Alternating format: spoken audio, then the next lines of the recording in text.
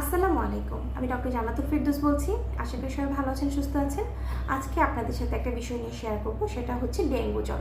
তো দেখা যায় কি যে বর্তমানে কিন্তু আবার দেখা যাচ্ছে ডেঙ্গুর প্রবণতা দেখা যাচ্ছে। তো আপনার যখন জ্বর হবে আর ইদানিং যেটা দেখতে পাচ্ছি সেটা হচ্ছে জ্বরের সাথে সাথে কিন্তু কাশি এবং পাতলা পায়খানা নিয়েও আসছে। দেখা যায় যে আপনার যদি নর্মাল জ্বর থাকে, মানে হাই ফিভার যেটাকে বলে, অনেক বেশি তীব্র জ্বর, সাথে যদি কাশি থাকে এবং পাতলা পায়খানা থাকে, সেটাকেও কিন্তু আপনারা অবহেলা করবেন না। ভাববেন না যে ডেঙ্গু নাও হতে পারে।